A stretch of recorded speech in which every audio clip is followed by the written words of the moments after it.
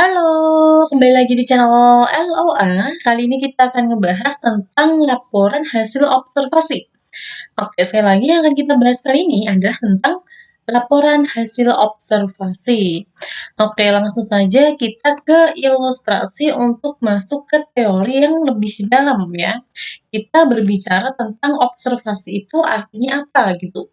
Oke, observasi itu juga bisa disebut apa sih? Ada yang tahu nggak sih? Iya, jadi observasi itu, bisa kita sebut sebagai kegiatan mengamati, kemudian, mencermati juga bisa, atau ada juga yang bilang observasi itu adalah suatu proses melihat, gitu. Nah, untuk, lebih detailnya kita lihat ilustrasinya. Oke, di sini LOA, kasih contoh misal ya, misal kamu melihat seorang perempuan, sebut saja namanya Tiara gitu. Dia, si Tiara ini sedang ada di suatu tempat, katakanlah kedai kopi gitu. Jadi si Tiara sedang ada di kedai kopi ya. Jadi Tiara ini asik bermain gawai gitu di situ atau bermain gadget atau mungkin teman-teman familiarnya itu HP gitu ya. Jadi si Tiara sedang main HP sambil meminum es kopinya gitu sendirian. Terus datang seorang ya atau seseorang yang namanya itu si A gitu ya, si A. Sebut saja, Ahmad gitu atau siapa gitu ya, kita ilustrasikan, si A gitu ya.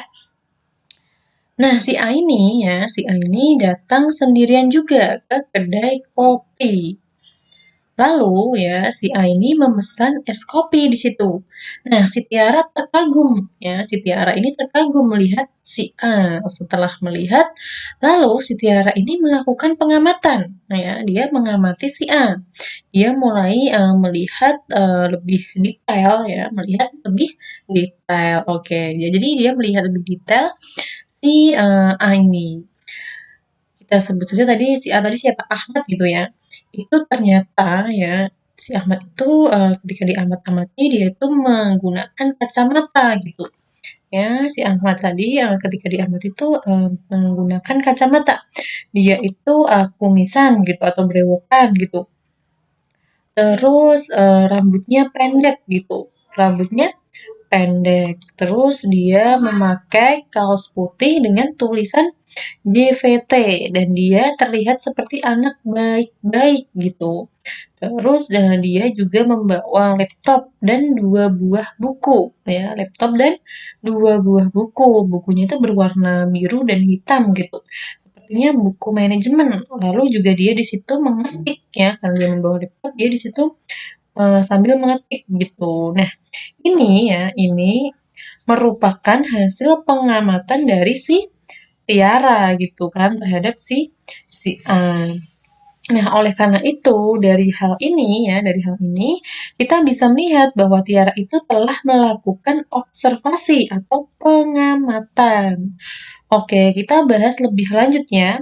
Jadi, yang membedakan antara melihat dan mencermati gitu, itu adalah kalau melihat ya, atau jika kita hanya melihat suatu objek atau benda, tapi tidak memperhatikannya secara cermat, itu setara atau ekuivalen dengan yang namanya mendengar gitu.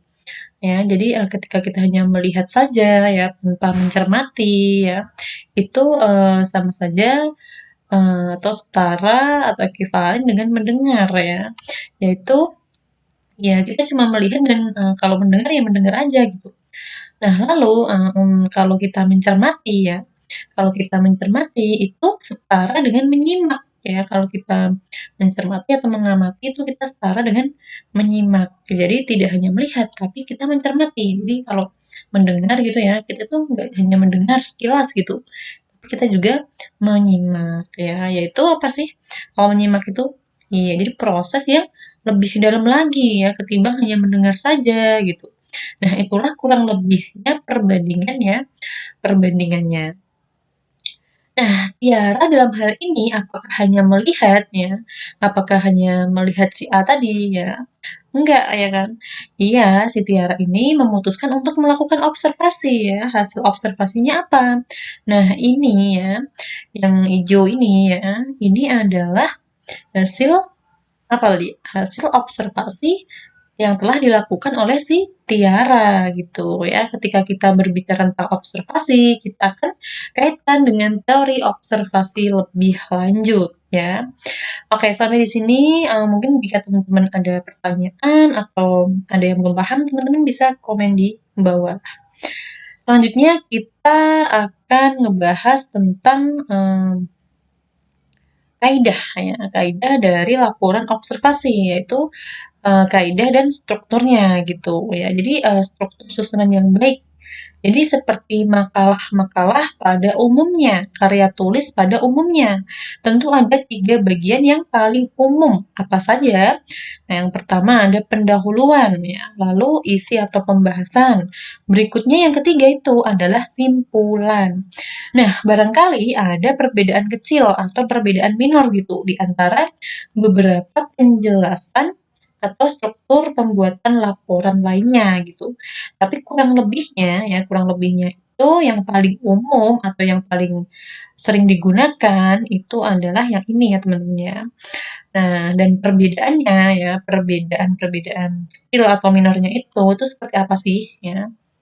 Kayak perbedaan kecilnya itu seperti ini ya, di dalam laporan itu biasanya ada daftar isi, kemudian ada kata pengantar, ada lagi misalnya daftar tabel, kemudian jika dibutuhkan itu ada daftar pustaka gitu ya, dan jika dibutuhkan itu ada daftar pustaka, yaitu rujukan bacaan.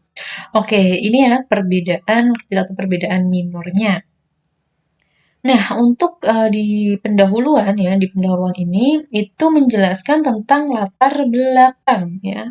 Menjelaskan tentang latar belakang mengapa memilih objek tertentu gitu. Misal, mengapa teman-teman memilih X sebagai objek observasi, itu kenapa? Nah, ya. Nah, di sini teman-teman jelaskan gitu. Misalnya apa? Ya, tadi kan misalnya si Tiara memilih mengobservasi si A gitu. Kenapa dia mengobservasi? Karena tadi kan latar belakangnya dia kagum gitu kan.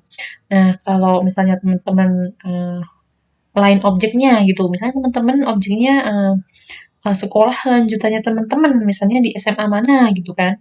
Nah, teman-teman jelaskan mengapa teman-teman memilih SMA itu. Jadi latar belakang teman-teman memilih SMA itu apa gitu. Mungkin sebagai apa gitu, SMA-nya sebagai masa depannya teman-teman gitu atau apa gitu. Terus tujuannya apa gitu. Misalnya bla bla bla. Teman-teman juga bisa sebutkan tuh dia di tujuan itu langkah-langkahnya apa. Jadi langkah-langkah yang harus dilakukan untuk mengamati gitu, untuk melakukan pengamatan itu apa gitu di dalam pendahuluan ya. Jadi sekali lagi di pendahuluan itu adalah latar belakang dan tujuan ya. Nah, itu tentang pendahuluan. Berikutnya tentang pembahasan atau isi. Ya, pembahasan atau isi. Nah, sebaiknya disinilah nyawa utama yang sebenarnya ya ada dalam observasi yang teman-teman lakukan. Misalnya teman-teman ingin mengobservasi sebuah candi, ya sekali lagi, misalnya teman-teman ingin mengobservasi sebuah candi. Di sini teman-teman jelaskan bagian apa dari candinya itu yang ingin teman-teman observasi, terus sejarahnya apa gitu kan, kegunaannya apa, fungsi-fungsi lainnya gitu, selain ibadah gitu misalnya, itu apa gitu. Nah, pokoknya teman-teman jelaskan di situ fakta yang terkait dengan si candi itu ya. Ini di sini faktor-faktor ini salah tulis ya, nanti teman-teman bisa edit sendiri fakta-fakta ini maksudnya ya teman-teman ya. Fakta-fakta yang terkait ya, fakta-fakta yang terkait dengan si yang teman-teman observasi ya. Kalau di sini tadi kan misalnya candi ya, berarti fakta-fakta dari si candi ini tuh apa gitu ya. Terus misal teman-teman bisa kasih gambarnya gitu ya. Mungkin kan orang kalau mengobservasi itu kan menunjukkan gambar gitu kan. Lalu ada tabel kunjungan para wisatawan ke tempat Candi X misalnya. Nah, jadi ada tabel kunjungan para wisatawan ke tempat Candi X ya. Boleh juga grafik ya, kalau memang ada dan dibutuhkan itu boleh kita mencantumkan grafik ya. Nah, ini yang memuat atau media yang memuat semua fakta-fakta ya. Nah, inilah yang memuat atau media yang memuat semua fakta-fakta yang terkait dengan objek observasi kita. Berikutnya struktur terakhir adalah simpulan. Simpulan ini berisi hal-hal yang mewakili unsur-unsur penting ya, mewakili unsur-unsur penting. Unsur-unsur penting dalam kegiatan laporan observasi gitu ya. Oke, di sini ada hal-hal yang mewakili unsur penting dalam LO itu adalah laporan observasi ya. Ya, yang terakhir itu adalah simpulan. Yang di simpulan ini berisi hal-hal yang mewakili unsur-unsur penting ya, hal-hal yang mewakili unsur-unsur penting dalam laporan observasi ya. LO ini adalah laporan observasi. Oke, di sini dijelaskan kesimpulannya itu apa, terus yang teman-teman temukan itu apa gitu. Dan ingat, tidak boleh ada unsur opini ya. Tidak boleh ada unsur opini. Jadi teman-teman cukup menjelaskan apa yang ditangkap oleh mata, kemudian ditangkap oleh indranya teman-teman, lalu diolah ya maksudnya, lalu diolah di otak, kemudian dituangkan dalam bentuk tertulisnya, yakni laporan observasi. Oke, sampai di sini pembahasan tentang laporan observasi. Mungkin jika teman-teman ada pertanyaan atau ada yang kurang paham, teman-teman bisa komen di bawah ya. Jika mungkin teman-teman sudah paham, teman-teman juga boleh komen di bawah.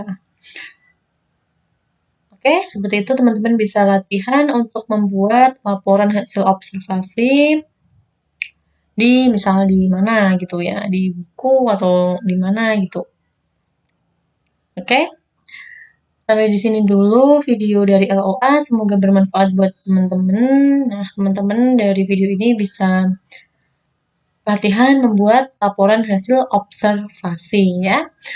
Oke, sampai jumpa di video selanjutnya. Terima kasih sudah menonton. Jangan lupa like, comment, and subscribe. Dan jangan lupa hidupkan notifikasi loncengnya untuk mendapatkan notifikasi terbaru video dari LOA.